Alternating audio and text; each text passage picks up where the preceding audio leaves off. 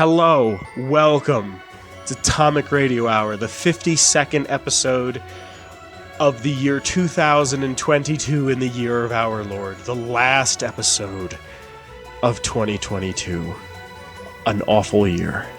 My name is Vince, and I'm here with everybody's favorite Papa. Hello. Hello. How are you, pal? I'm good. How are you? I'm alright, man. I'm excited to do this. I love this tradition of the end of the year. We do our favorite games and movies, and that's what the third segment of the program will be. I'm rather excited to do it. I got a fun little lore segment for you, but I'm excited. Do you think this has been a good year for you so far? Sure. I don't know. I think 2022 sucked. We'll get to that a little bit later. But I don't think this was a great year. I think it was kind of slow. But like I said, we'll get to it later. I'm happy that you're here, pal. There's something you wanted to talk about right off the bat. I do know. I don't want to waste too much time. Also, so I don't want to waste too much time, Papa. I don't want to meander around the intro. But I know there's something you wanted to talk about that I haven't really spoken about here, and you understand it better than I do, so I don't really know what's going on, and I just want to know if maybe you could express what's happening with videos, James. Yeah. Please. Well, the FTC is suing to block Microsoft's acquisition of Activision Blizzard. So it didn't go through? As far as I know, no. It's a thing that's happening. Because I was under the impression that it already went through. No. Okay. So this pretty much... And why is this all happening? From what they have said in their statement, that Microsoft has shown that they can and will withhold content from its gaming rivals. Meaning that with Bethesda, they are like, yes, most of this stuff is exclusive to our console only. And, yeah, they don't like that. A lot of people don't like that, and they also don't like that. Are they using Bethesda as, like, the number one example? Yes. Because what exactly is Bethesda, like, other than Starfield, they never said Elder Scrolls 6 would be on exclusively... Redfall. Microsoft decided to make several of Bethesda's titles, including Starfield and Redfall, Microsoft exclusive, despite assurances it had given to European antitrust authorizations that had no incentive to withhold the game from rival companies. I see. I was under the impression that Redfall was a timed exclusive. I mean, it might be, but that's also, again... Yeah. What's time? 3 years? 4 years from now? Yeah. Oh, in 15 years, it'll be on our competitive... Yeah. I'm surprised this happened now, to be honest. I'm surprised with every other... like, Microsoft buying every company under the sun that they didn't hit them with this earlier. I remember hearing there was rumors that Sony wanted to buy Activision, and that was like a big deal. Like, dude, this was like 2 years ago. I remember talking about it with Olive on the show, like a long ass time ago, that there was rumors of Activision getting bought out by Sony. And it was like, if Sony buys Activision, it's a huge problem. So, I mean, is it just a case of one company got jealous over the other? Probably not. Maybe. It might be, but it also seems like that. I don't think I don't know. It seems like it's all business stuff. I mean, I don't see why you wouldn't want to put Starfield or Redfall on PlayStation just because it'll make more money. I've never developed a game, so like I don't know how hard it is. Like I know it's not just like hey, change all the triangle logos to Ys. Like, change all the X's to A's, all the circles to B's, and all the squares to X's. Like, I know it's not, like... And there's no R2 button. It's left trigger, right trigger. Like, I know it's not that, like, easy to switch it over, but I can't imagine it being incredibly difficult. Like, once you kind of have the base made, you can kind of go from there. Again, never developed a game, so I don't know what the I'm talking about. But, like... I get it. You want to sell sales towards your console, so more people have that console. But at the same time, like I said... Why not just make all of the money possible? I don't know. I don't really, like... It sucks that there's going to be 3 companies. Like, that's what it feels like. It's going to be Microsoft, Sony, Nintendo, and then small studios. But even the small studios get bought up because Studio MDHR, who made Cuphead, got bought out by Microsoft. And I never thought Cuphead would be on PlayStation, and then they put it on PlayStation. Yeah, this is what they said in the article, too. It says, with control over Activision's blockbuster franchises, Microsoft would have both the means and motive to harm competition by manipulating Activision's pricing, degrading Activision's game quality or player experience on rival consoles and gaming services, changing the term and timing of access to Activision's content or withholding content from competitors entirely, resulting in harm to consumers. Meaning they could be like, hey, here's the next Call of Duty on PS5. Oh, it's kind of buggy. Oh, well, maybe you should come play it on Xbox. We're not going to fix it. Yeah. So, okay. See, and that's what I heard is that, like, who's the CEO of Microsoft or of Xbox? Is it Phil? No. Philip, our boy Phil? I think it might be Phil. I remember hearing somewhere that he was just like, no, I want to keep Call of Duty on PlayStation because apparently Sony was 3 years. That's it. That's it. Really? Because the way I remember hearing about it was like, they were like, yeah, we'll keep it on there in perpetuity. But 3 years, I mean, from what Sony said, Sony doesn't make money on their consoles. Like, I think that's like a fact now. Nobody's making money, Kyle. Have you noticed this? Yeah. Nobody's making money. Like, how the fuck is nobody making money? Everything's so goddamn expensive, but nobody's making money. Netflix hasn't made money. Hulu's never made money.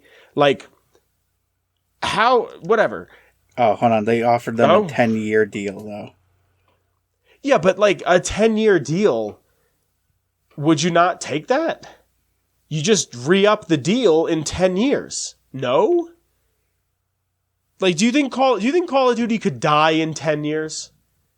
Like, genuinely? Like, I don't know anybody who's still... Well, I know, you know what I mean. Like, not from our perspective, but like the perspective of people that only buy Call of Duty and Madden and FIFA and MLB.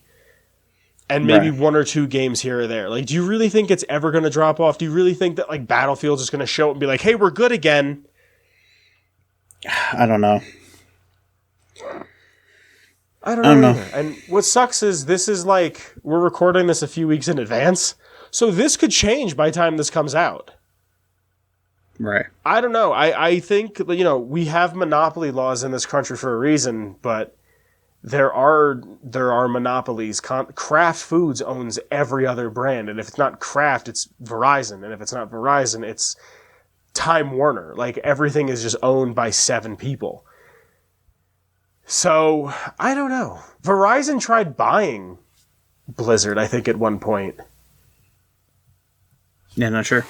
Or maybe they tried buying Warner Brothers, Verizon? I don't remember. Anyway, I don't know. Thanks for bringing this up, because I wouldn't have talked about this, because I genuinely don't know anything that's, like, going on with it. Right.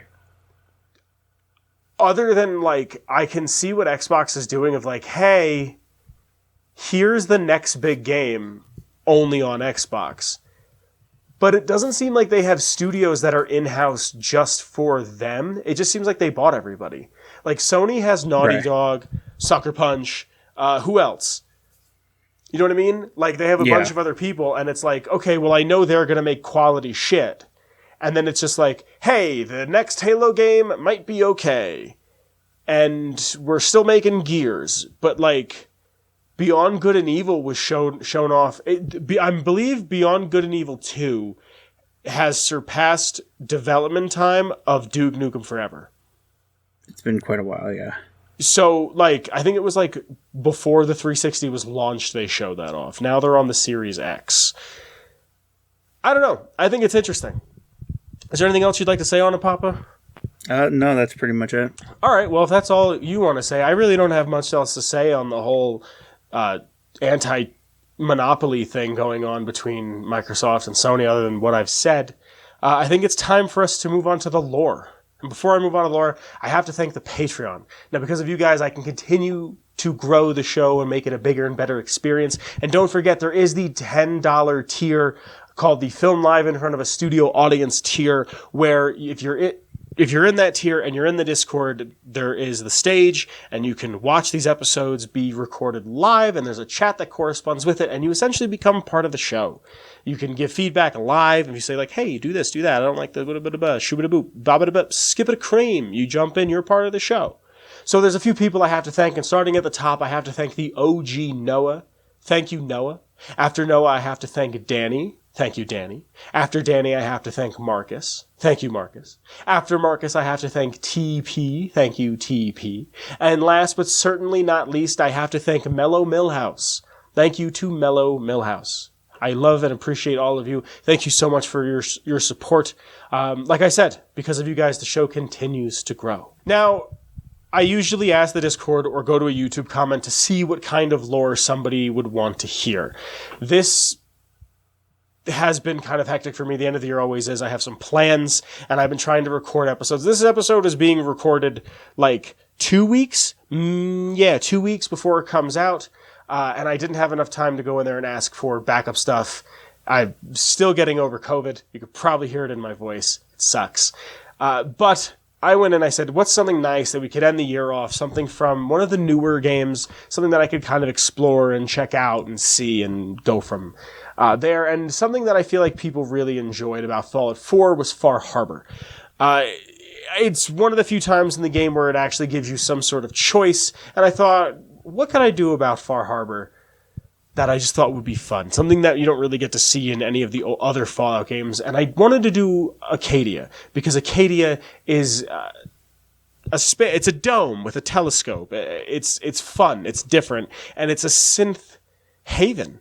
And I just wanted to talk about it a little bit. So if you want to hear any lore whatsoever, leave a comment on the YouTube video below, or join the Discord, because once a week I'll ask a question. The first person to get the question right gets to pick lore for the week. This week I picked lore, and this week's lore is on Acadia from Fallout 4's DLC, Far Harbor. Acadia, in the year of 2287, is a pre-war astromaniacal observatory, which is now a safe haven for synths, reclaimed by Dima and Faraday. It's sheltered by natural terrain and is accompanied by surrounding makeshift walls for buildings that then are used as shelter for that area. This part of the mountain at the tippity top is free of fog. Inside is made up of 3 separate parts. A ground level that is very cramped is the telescope, the dome itself, and the control center. Now, I get all of my lore off of fallout.fandom.com, the Nukipedia, if you will. It's where I get these notes.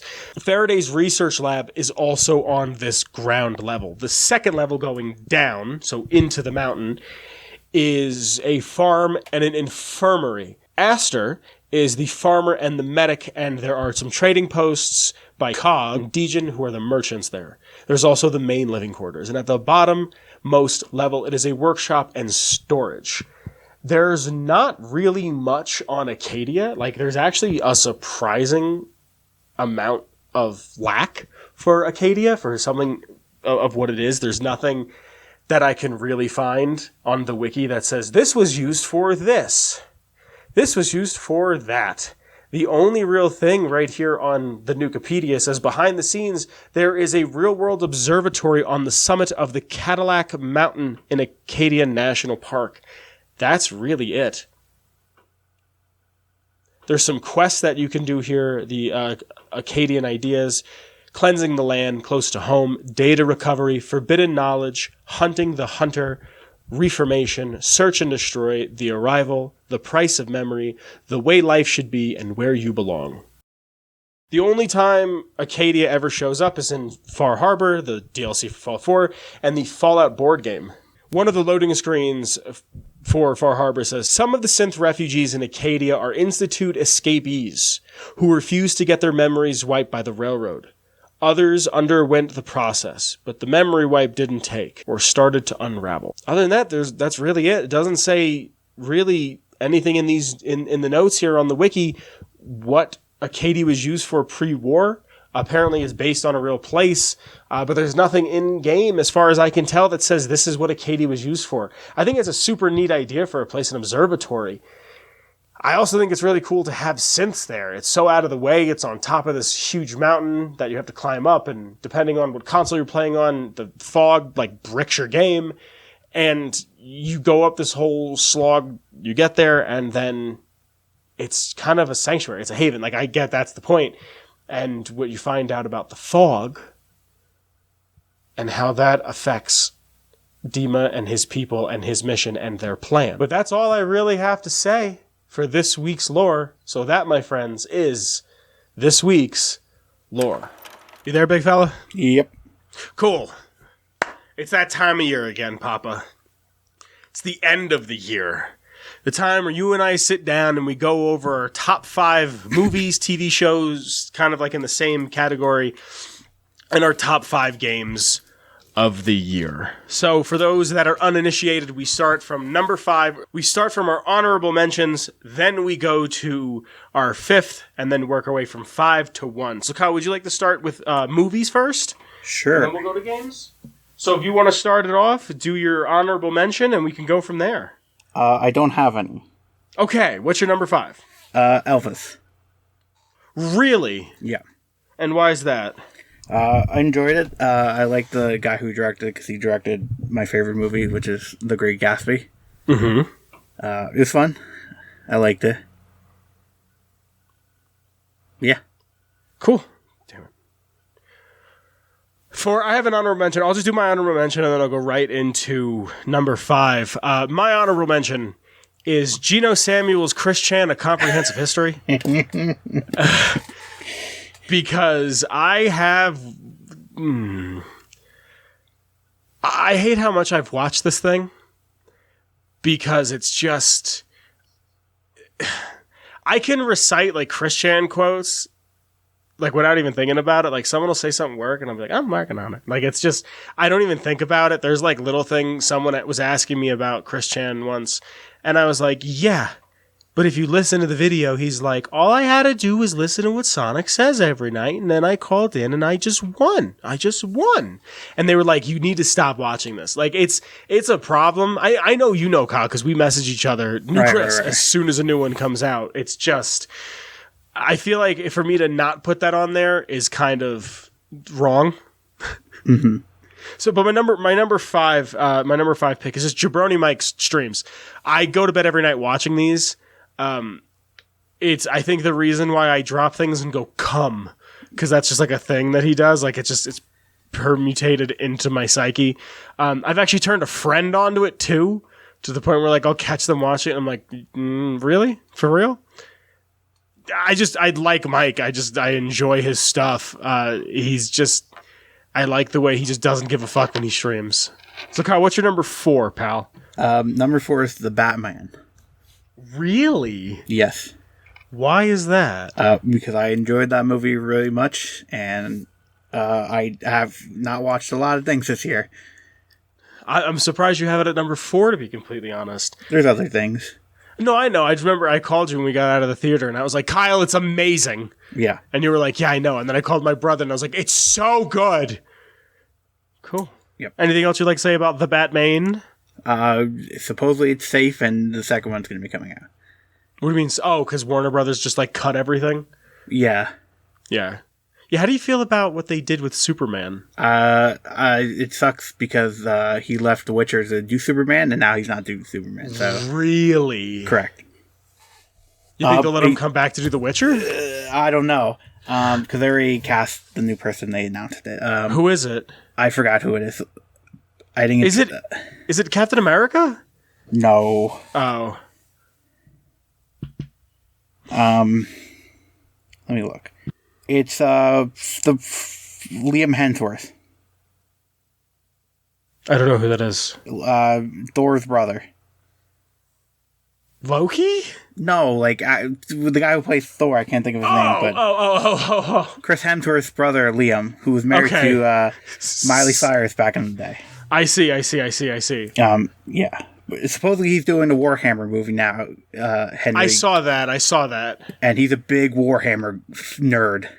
Cool. He just seems like a nerdy dude. Oh, he is. With. You know what I like that he did in Superman? I think it was in Superman. He refused to shave his chest. I like that. Us hairy chest individuals need to stick together and show that it's normal. I appreciate that. That was your number 4, Papa? Yep. The Batman. My number 4 is The Great British Bake Off. This is a show that I watched a few years back as a joke. Because I was like, oh, tea and crumpets. Yes. Pudding is actually a cake here, and we have biscuits and cookies. And I was like, oh, this is going to be funny. I'm going to sit there and go, ha ha. 1776, the colonies. And then I watched it, and I'm like invested. Like this year, I mean, you're probably also invested too, because Noel is in there.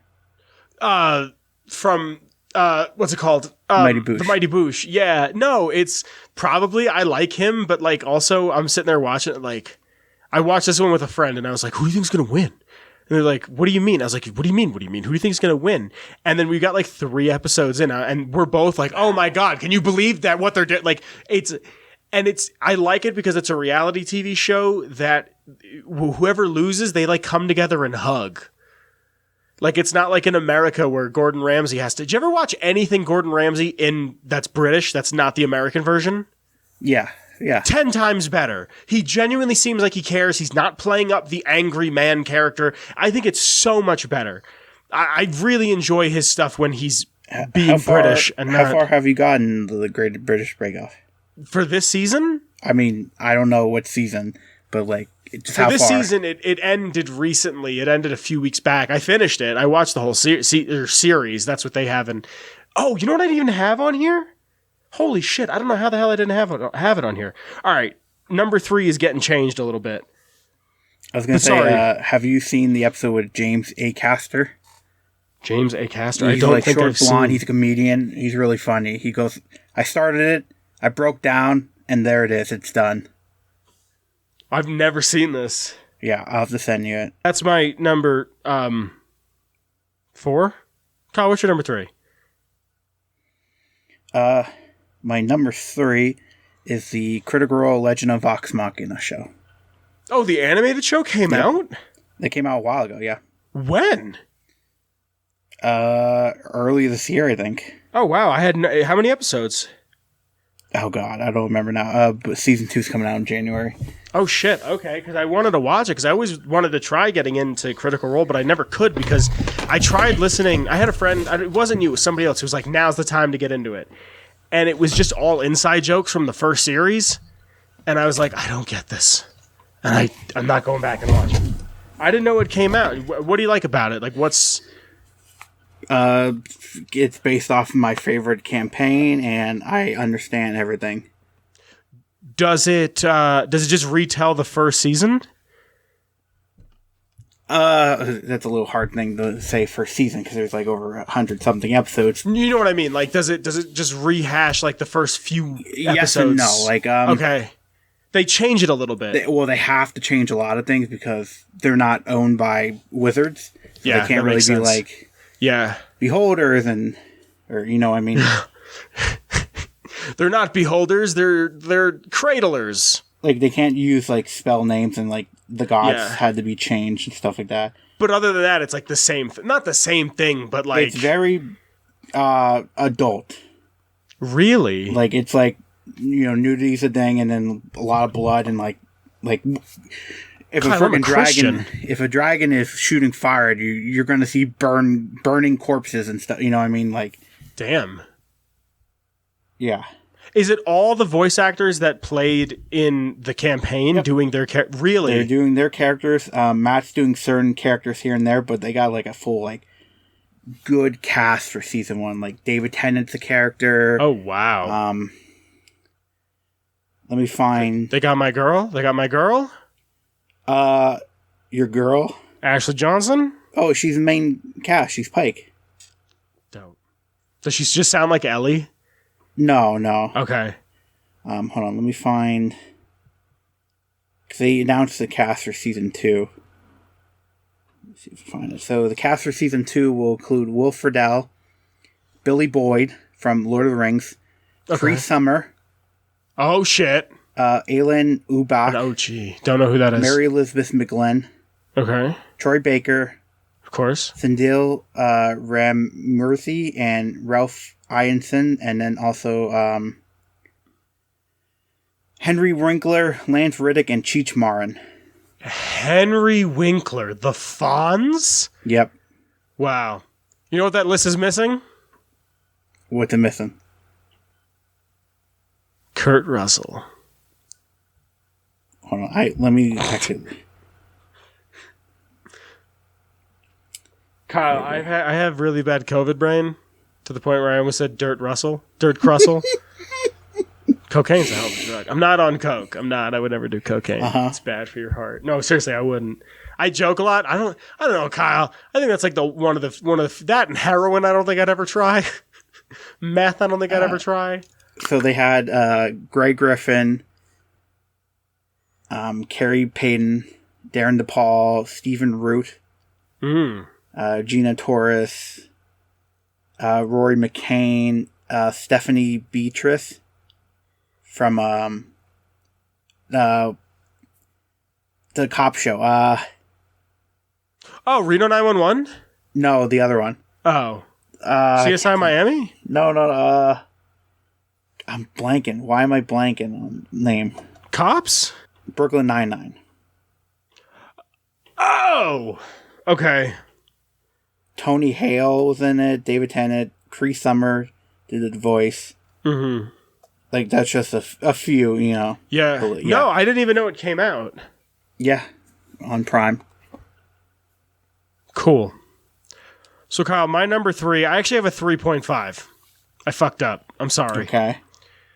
We were talking about the British, and it made me think of this. It's a series that I really got into, like really heavy this year. I have a feeling you're gonna think you're gonna think less of me because of this, and I don't give a gosh damn, Kyle. Don't Hug Me, I'm Scared. Okay, the web show.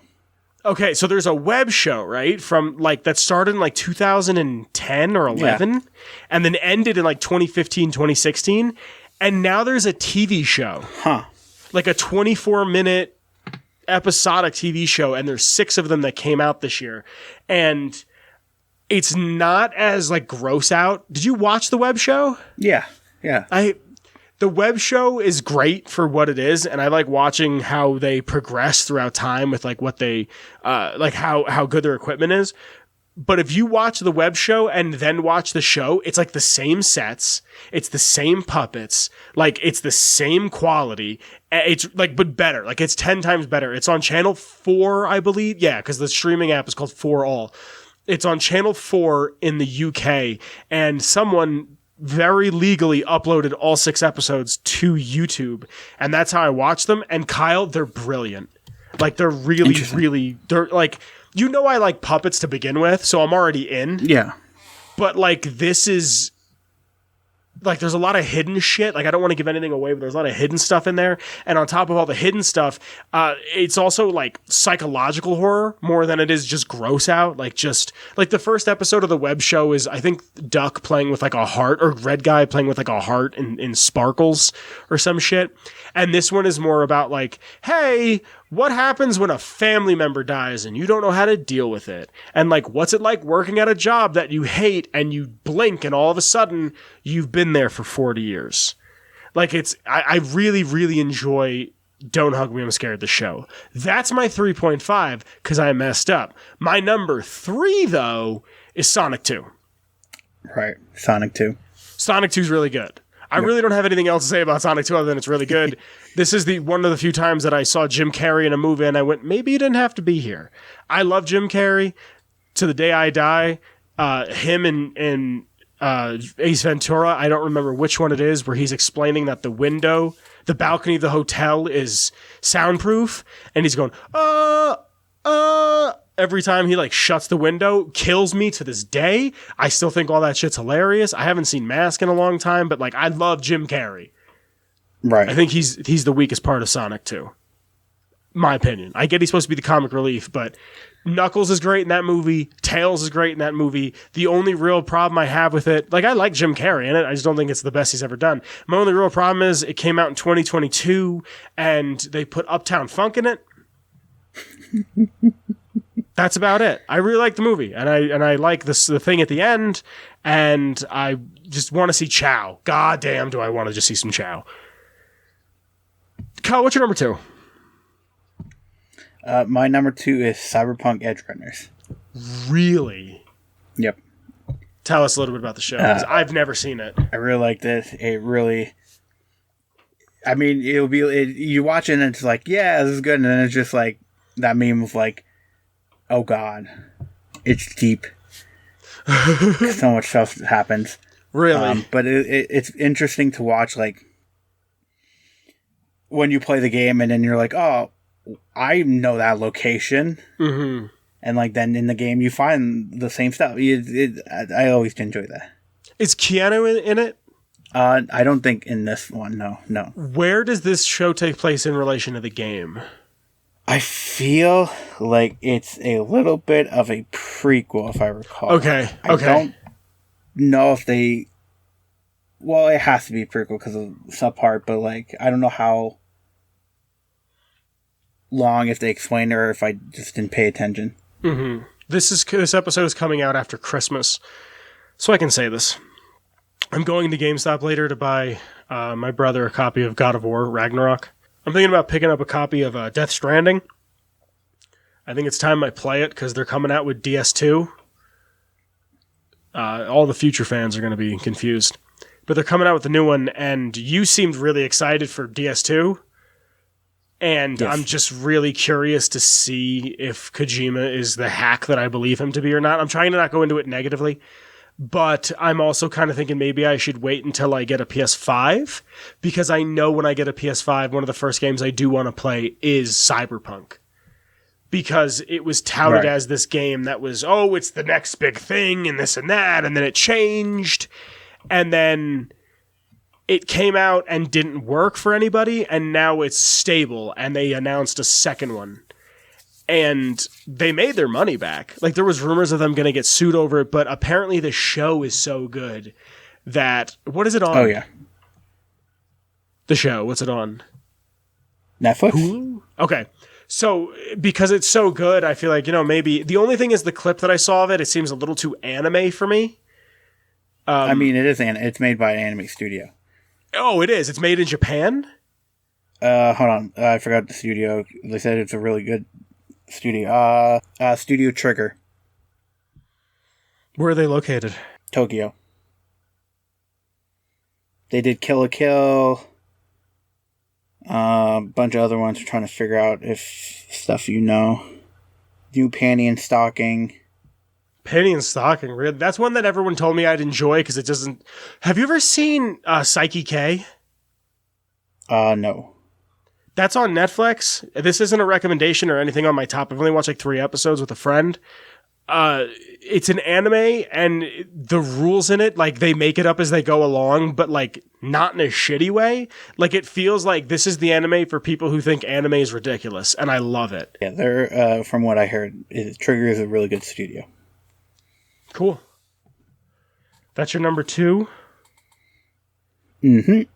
My number 2 is the Hulu original Until the Wheels Fall Off. It's a documentary about Tony Hawk. Interesting. Yeah, I think you would appreciate it too, Kyle. It's a really good documentary. They talk a little bit about the video games, like the Tony Hawk games. Tony Hawk has this amazing story where someone slid him a check at a dinner meeting or a lunch meeting, and they're like, "Hey, congratulations! The game's going to go to PlayStation's greatest hits." And he's like, "Cool. What does that mean?" He goes, "The game's going to be put out cheaper, but it's going to make a ton of more money." And he's like, "Great." And he goes, "Here you go." And he goes, "What's this?" He goes, "This is for the first run." And it was like a check for $5 or $6 million. And he was like, "I have no clue what to do with this money." You know what I mean? It was just. Tony Hawk is one of the coolest people on the planet. He's a Renaissance man. But there's a scene in the documentary that shows him at the X Games doing the 900 for the first time. And if I remember correctly, he's the first person. I'm not sure if he's the first person to ever do the 900, but he's the first person to ever have it filmed that he's doing the 900. And I'm watching it at work. Right? So I got I'm doing my thing, but I got it off to the side, and you just hear the announcer Tony Hawk going back one more time to try for the 900. And you can see in his, and this is also footage that's 20, almost 30 years old. You can see in his face the determination of him about to land the trick that's going to define him for the rest of his life. And I was welling up, dude. I was tearing up. It's an emotional point. It shows you all the shit that he went through and like how he like made skateboarding acceptable and how people were shitting on him. And like, they were saying that every time he would come out of a bowl, he was doing an ollie, which for those who don't know in skateboarding is essentially like a little jumpy jump. And they were like, that's cheating. And he's like, how is that cheating? I'm doing a trick. Like, explain to me how that's cheating. There's like a lot of things that he's part of the Bones Brigade. His mentor was Stacy Peralta. I don't think he was part of the Z-Boys from Dogtown, but Peralta was. Like, there's just a lot of really great history in the documentary. And then it ends with like him getting seriously injured. And then like the day the documentary came out, he broke his leg. And in the documentary, he's like, I will not stop doing this until I'm dead. He's like, I need to do this every single day of my life. And Kyle, I know you like documentaries to begin with. Yeah. But it's a fantastic documentary. Yeah, I'll have to check it out. Yeah. So Kyle, what, my good man, is your number one? Would you like to take a guess? I would love to take a guess. Can I have a hint if it's a movie or TV show? It's a TV show. TV show. So I include some movies. Yeah. This is always movies and TV shows. I know, but like the thing is not just a TV show. It does include movies. Oh! I see what you're saying. So it's a series. Is it Doctor Who? Nope. I'm trying to think what had a TV show and a movie this year. You're going to say it and I'm going to be like, oh, of course. Well, it didn't come out this year. It's just what I've been enjoying a lot this year. Oh! Is it The Muppets? Nope. What is it? It's Naruto. Really? Yeah. I've gotten back into it. I am almost fully done with Naruto itself. Watched all the movies. You just told me this the other night. I'm listening to the music in the background right now. Are you really? Yeah, it's on Spotify. It's amazing. What about Naruto? I mean, I grew up with it. Mm-hmm. My gamer tag was Naruto fan for a long time. I remember that, yeah. It was a sad day when I no longer saw that pop up. Yeah. I just, Instagram kept popping up with like epic music. And it was just like, oh, this is interesting. What's all this stuff that I have yet to see? And then, I started. Cool. Who's your favorite character? Episodes. I have two. Yeah. I have Kakashi. Of course. And then Yamato. I don't know Yamato. Yamato is the wood style user, so he does like wood. I think Does he have a mask? It kind of like it has a weird like Doom-esque like side helmet kind of thing. I don't know. I'm not familiar. Somewhere I have the uncensored I think he's voiced by Troy episode. Baker for a while in the series. I wonder if Troy Baker has enough money where he never has to work again. I don't know. He does every voice. Kyle, Troy Baker does the voice in my head. That's how much he does. Doesn't he do the Destiny voice now? No. Who does Destiny? Because it was Peter Dinklage, right? It was Peter Dinklage. It's now, I hate it. I'm blanking on it. Nathan Drake. Oh, really? Yeah. Nolan North. Nolan North, yeah. Is there a back bling in Fortnite for Destiny? Probably. They did come out with a bunch of Destiny stuff. Okay, because I could have swore that I was playing the other night and someone fucking schmacked me. Yeah, they had a Destiny collab. A little bit. Nice. So, Kyle, my number one. I think if you know me, you're going to see this one coming, Kyle. I feel like you're going to see this one coming. We've already spoken about it. It's The Batman. Right. I love The Batman. I think it's a phenomenal movie. I like that it's actually a detective. I think that Robert Pattinson is a phenomenal Batman and a pretty decent Bruce.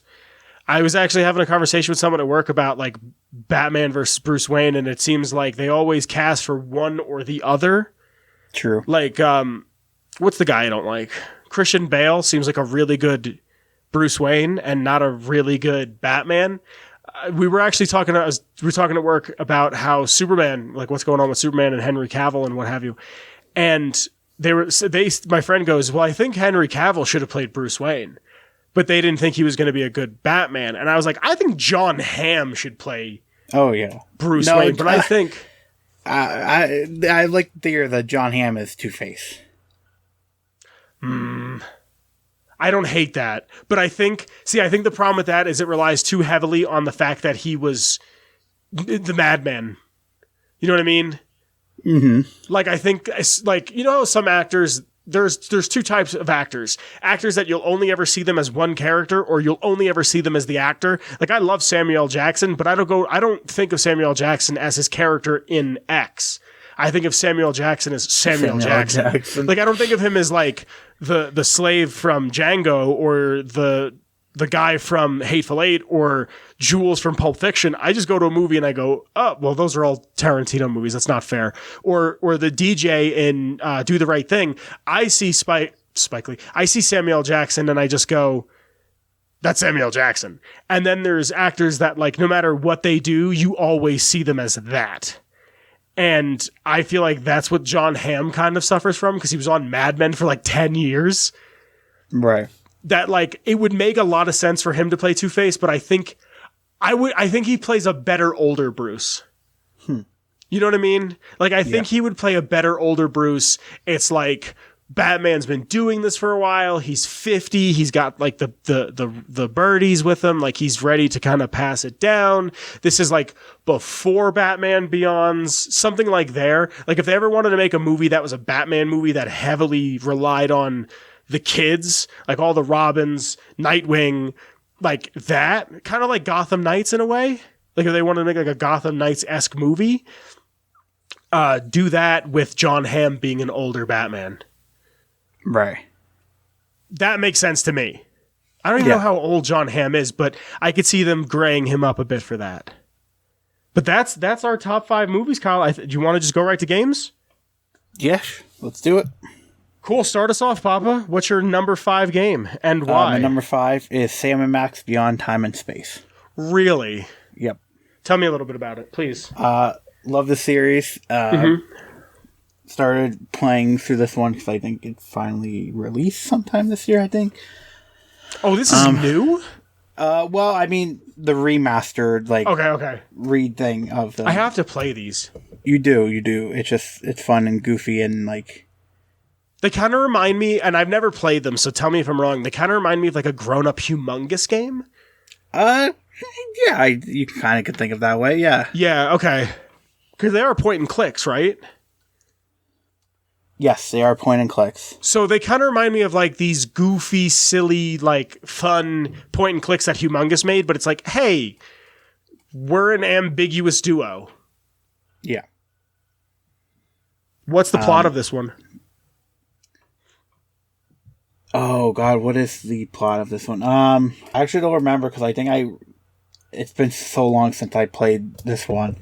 Well, why do you like Sam and Max? Like, what about it draws you in? Just the characters and like the style and like. Mm-hmm. I think this was back in the day was like it having episodic things and connecting at the time and like trying to figure this out because it was only on PC back then. I remember buying the disc at like a Walmart. The old Walmart? Yeah. Yeah. But yeah, no, it's episodic, but they like continue off of each other. I can't remember the plot too much, but like I remember the first episode dealt with Christmas and Santa. Fun. What was the second one? The second one, I think we went to Easter Isle. Bermuda Triangles were attacking everybody. And now we're in like a Transylvania hotel. Cool. The zombies are now loose. But it's just fun and goofy and, you know. Yeah, that's why I want to play them, because they just seem like silly games. Yeah. Like, they just seem like fun for the sake of fun. Mm-hmm. So, Kyle, my number 5 is Sonic Frontiers. Oh. And Sonic Frontiers isn't a great game, but I haven't played that much this year, to be completely honest. It's fine. The Tails level 3 sucks, like a lot. The biggest problem with this game is that it doesn't explain to you how to do a lot of things.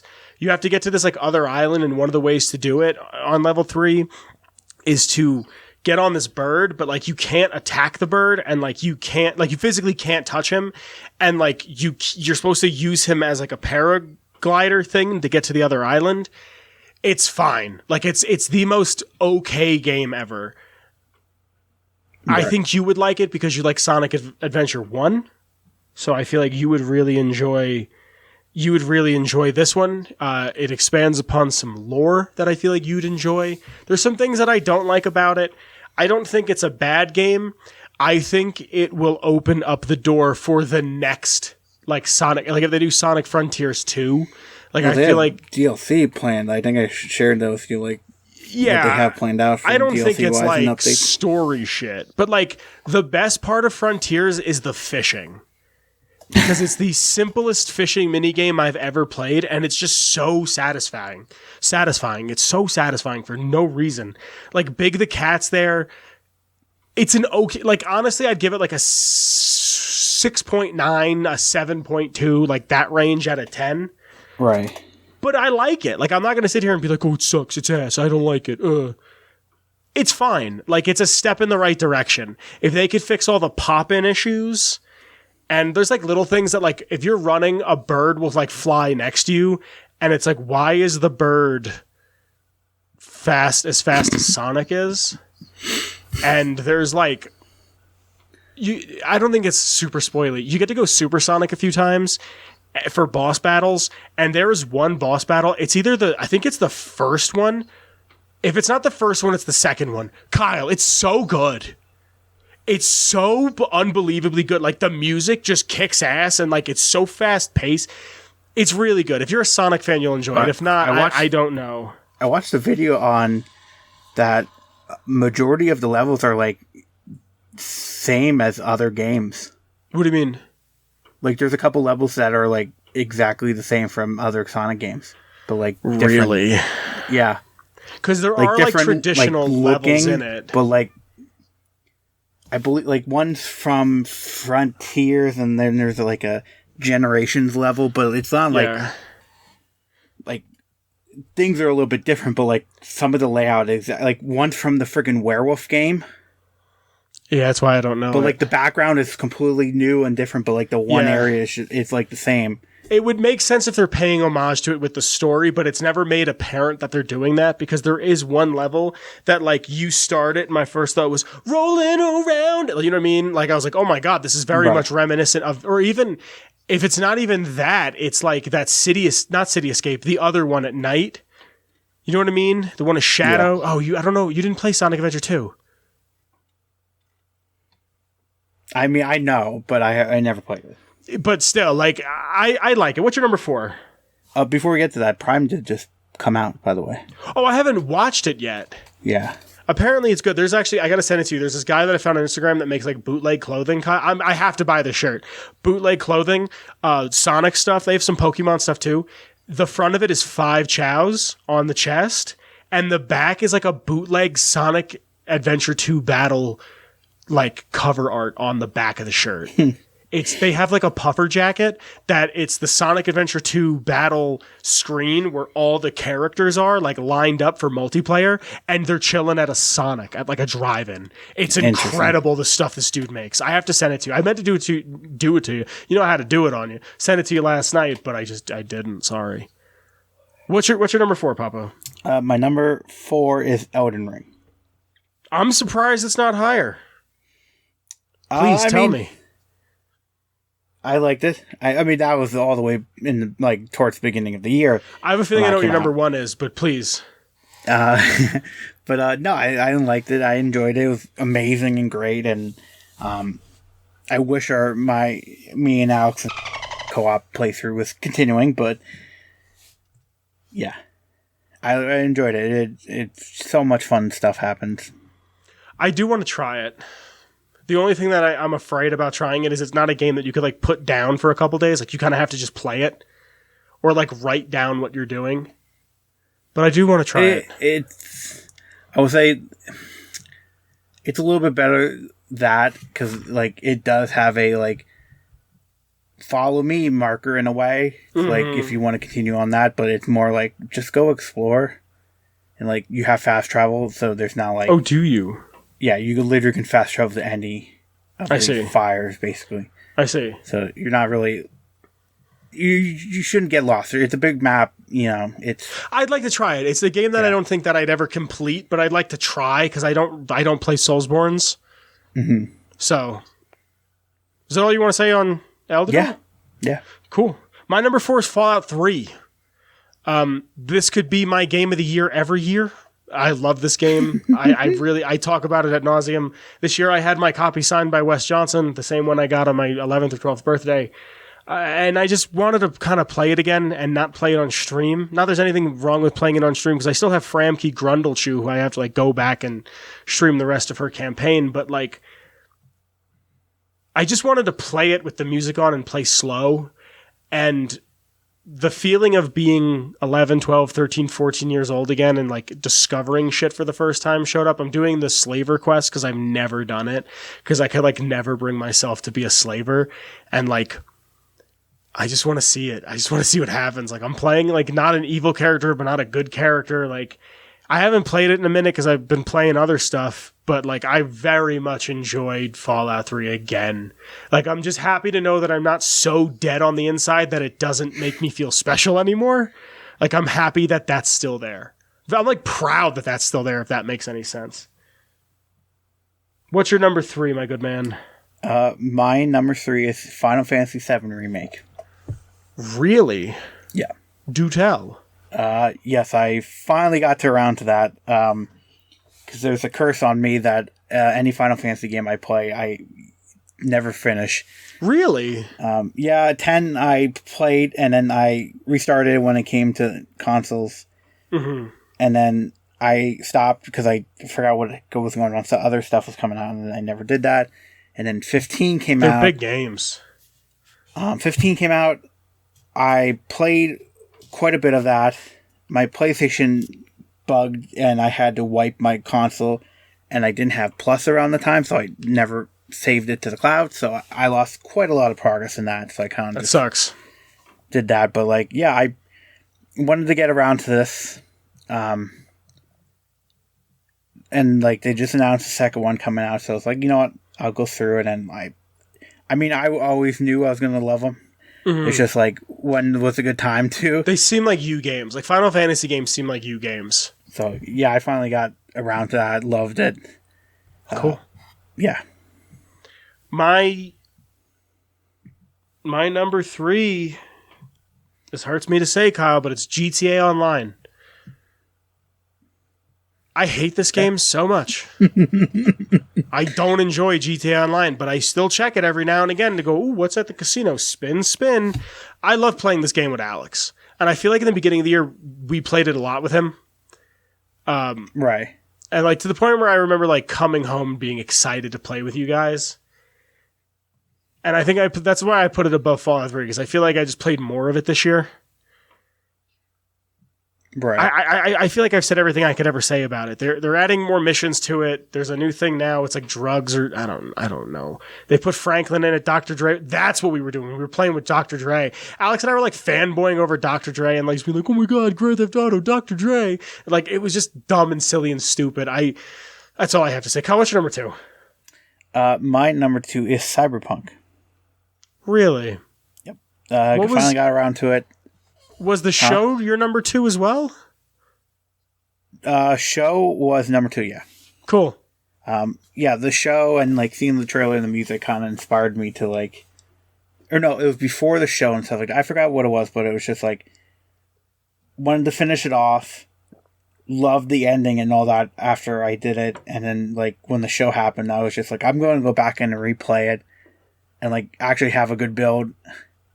So like I slow time down, go invisible, throwing knives at everybody, and like one hit kills them. The most Kyle shit I've ever heard. I'm happy you're enjoying it. Like I said, it's one of those that I'd really like to go and try. Yeah. Like I don't think I'm ever going to try The Witcher because I've heard it doesn't control very well, and I just don't like fantasy all that much. But like Cyberpunk, I want to try. It's a dystopia, so I want to try it. Is that all you have to say? Yeah. So Kyle, my number 2 hurts. I think it hurts more than GTA Online, because if you would have told me 5-6 years ago that I'd be saying this, I would have called you a liar. Is it Fortnite? It's fucking Fortnite, homie. It's a lot of fun. It's like, I even by myself, like I get on with you and Lou and maybe my brother every night. Dude, my brother's insane at Fortnite. He's like, all right, we're dropping here. He puts the marker down. He goes, go here, go there. I don't even drop. And he's like, yo, I already got 2 kills. I'm like, how the fuck? I'm not even on the ground yet. He's like, hold on, 3, 4. I'm like, bro, because we play duos. I'm like, you just took out like a 2.5 teams. In no time. Dude, we ended. He has the Bruno Mars skin, which makes me laugh really hard. And I was like, why do you have the Bruno Mars skin? He goes, you don't remember when I was a baby, I used to sing Bruno Mars songs all the time? I'm like, damn, I guess I did. I guess I forgot. Yeah, I kind of remember that. And like he took out like a team and a half on duos by himself. Like he's insanely good at it. And when we were done, I was like, yo, how many kills did you have? He's like 24. I'm like, you're kidding me. I had 6. Crazy. Yeah, like I've had so much fun with it. I bought the fucking battle pass, Kyle. Yep. I have the Doomslayer. And like I'm looking through the axes you can get, and one of them's like a baseball bat with nails in it covered in blood. And I was like, oh, how do you get that? Oh, get every single thing in the battle pass? Okay, well I guess I'm gonna go for that, because the battle pass apparently lasts until March. Yeah. So yeah, I've been really enjoying Fortnite. We should go to the Target Island and the Doritos Island. See, the Code Island. Yeah. See, with those games, especially like Overwatch, I hate doing the custom game modes. Really? I hate it. I always liked Overwatch's custom. Overwatch had one. They always lasted so too long, and it never added to like any progress for me. Huh. Overwatch had one called Cancer Watch that I really liked. That was just, you like had levels and you would go up, and then you'd hit like level 80 to 90 something or 120, like in that range, and you would glitch out. And if you were the right character, you just melt everybody. I always had so much fun with that. Yeah, it's always, is this contributing to my leveling up and progress to get stuff? And if it's no, then I don't want to play it. Kyle, you were the fucking custom games king on Halo 3. Yeah, but they didn't have like a really good rank up system back in the day. Oh my god. I played so much Halo 3. I think my rank is like 4. Like I don't think, because I didn't understand the difference between competitive and like the casual version. Yeah. So what's your number 1, Papa? My number 1 is God of War Ragnarok. I knew it. Tell us. It was just so good. It was just so good. The music is just, it hits me every time, and it's just, I'm excited to see what the future holds. I need to play it. Yeah, you do. I said it earlier, and I said it to you before we started recording. I'm getting that for my brother for Christmas. He really wants to play it. I remember when I first played God of War 2016, I was like, yo, you gotta play this. He goes, I'm not gonna play that. And then he played, he's like, yo, it's so good. I'm like, I fucking told you. And now he really wants to play the new one, so I'm gonna get him for that for Christmas. And I don't remember if I said it here or if I said it to you beforehand. Whenever I get a PS5, I'm gonna be like, yo, I bought you that game, ship it over to me. So I can play it, because I loved God of War 2016. I'm happy that you enjoyed it. Yeah, platinum in. You got the platinum? Yep. Nice. And from what you told me, my girl's in it. My girl AT&T Lily Milana Weintraub. Yep. Yeah. So I got to play it. Is that all you want to say on God of War? I know it's new, so you don't want to spoil anything. Like, it came out like a month ago. Yeah, true. It's just so good. It's just so good. Everything feels good. My number 1 is a classic. My number 1 is something, it's kind of like an old friend. Something that something that you can talk to and then not talk to for a while and then talk to again. It's like you never stopped. Someone who goes away and comes back.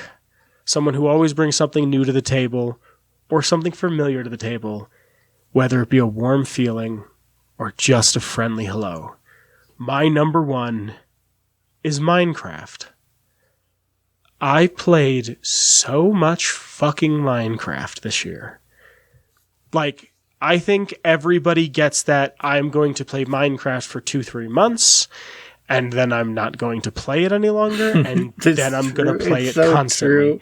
And that's what happened. It's so true. Me and Chris and another friend of mine just wanted to play Minecraft constantly. It was all I could think about. It was all I wanted to do. It was like a drug. Minecraft is the greatest game ever made. I will say that to the day I die. Like, I love Fallout 3. In my opinion, that's the greatest game ever made for me. But, like, widespread appeal, Minecraft is the greatest game to ever be made. I love that game. I'm struggling to think of things to say because what hasn't been said about the craft, Kyle? Right. It's a perfect game. It's a perfect game in every sense of the word. It teaches you to be okay with being by yourself. It teaches you to be adventurous. It lets you foster community. You can play on servers. You can play on servers with your friends. I love Minecraft. I love Minecraft so much. It's my number one pick for 2022. Anything you'd like to say, Papa? No, just I played so much Minecraft that I hate starting into a new place. I know. I'm aware, and I think that was a big deal for me for a long time, was not wanting to start into a new world. And then I played it this year, and I prefer Minecraft on PC, to be completely honest with you. Like, I know back in the day when we used to play on consoles, at least one of our friends played with keyboard and mouse. But I need... Yeah. I need to play keyboard and mouse. It's incredible how... with the enchantment pickaxe and a beacon, how fast you can go with mouse and keyboard. Yeah. On console? On console. Yeah. I was playing Fallout 4 earlier today to capture some footage for today's lore segment, and I'm so used to capturing footage on my PC. My PC won't run 4. I'm so used to capturing footage on my PC that it was like, I'm so used to the keyboard now. I prefer a controller for pretty much everything else. Minecraft and not even shooting with Fallout, just the map movement. I'm so more comfortable on mouse and keyboard. But Minecraft is one of those games that I don't know if I can play on. I don't know if I can play it on controller anymore. But it's the greatest game ever made, and I love it. Kyle, anything you want to say? No, that's pretty much it. Cool. Thank you for doing this with me, friend. There's just one thing that I'd like to do every year at the end of the year, and it's my open letter to the year itself. It's just a little reflection back. I got about 3 pages that I wrote here real quick. We'll do this. We'll get right into the outro. Hey, 2022. Thanks for joining me. I know your time is almost over, and you must be super busy with the holidays and whatnot. But anyway... you were awful this year. Just fucking repugnant. I spent most of the year depressed, on the couch, sleeping, trying to move forward, trying to work, trying to make sense of it all, which already, I know, sounds a lot like same old me, but this year felt more like a slog. I neglected most of my friends. Logged many extra hours sleeping on the couch like a husband who fucked up, and wasted money on shit I probably don't need. Socially, I feel like we've moved backwards. I feel like more and more in these past years I've seen more hate. Just humans hating humans simply for existing. Racism, sexism, homophobia, transphobia, hatred of the poor, hatred of the elderly, hatred of the sick, hatred at an all-time high. I want to say things have gotten better, but I can't lie about it. Personally, I lost a friend, and I have no clue what actually happened. I work a job that I absolutely fucking hate, and I feel like we are forced to take advantage of others, and in turn, they take advantage of us. The people around me, unwilling to acknowledge their own humanity, or are just too fucking high all the goddamn time. Just 9 to 10 months of heartache and woe. I did finally get to accomplish a childhood goal of mine and travel outside of the U.S. by myself, no less, finally getting to see the ever-romanticized Paris through my own eyes, all the history and art and food and culture. I fit into those 6 days, filled my soul in a way that I couldn't imagine. While I was there, walking up to 6 to 8 miles a day and carried over that motivation stateside. In an attempt to run 5.5 miles a day, I lost a substantial amount of weight. And I'm starting to feel like I'm fitting into the body that I've always belonged in. New people have come into my life that feel meaningful. Officially, I made it past a year. I hosted a very Italian Thanksgiving in my tiny apartment successfully, and just when things were on the up and up, I caught COVID. After an almost 3-year battle against it, I finally got it and got the full pandemic experience. So 2022, go fuck yourself. In the 20s so far, you've been the worst. I just hope you go out on a happy note. As of you at home hearing this, I'm snuggled up back home with my family, celebrating where I am, where I was, and where I am going, enjoying the simple joys of sitting around the dinner table and making each other laugh at jokes only we could find funny. The holidays are always hard, not just for me, but all of us. This time last year, I was helping a homeless coworker get on his feet, and this year I have no clue where he is, and I can't stop thinking about him. I hope you had a good year. I hope your heart is open and able to give and accept love. Thank you for being here. Thank you for listening. Thank you for believing in me. I cannot express in my own native tongue how much it means to me. This has been my first year by myself. I love you very much. 2022, please go fuck yourself. I pray that 2023 is better. It usually takes about 3 to 4 years for a decade to settle into itself. Let's hope it's a good rest of the decade. Thank you for listening. This year has been rough for me. If you like the intro to the show, the music to the show, it's by Shane Ivers. You can get all of his music at silvermansounds.com/freemusic. In the description, there is a link to the Redbubble where you can support in a small monetary way, and the Patreon. Thank you for all of your support. You can find the show anywhere you can find a podcast, and I think the premier way to watch it or listen is on YouTube. Links to my Twitter, Kyle's Twitter, the show's Twitter are below in the description. I love you very much. Happy New Year. I'll see you next week. Thank you for joining me. If this is your first episode or you've been through all 52 of this year, I love you very much, and I'll see you next week. Bye, everybody. Bye, Kyle. Bye, Kyle. Atomic Radio Hour Podcast. A Ghoulman Entertainment production.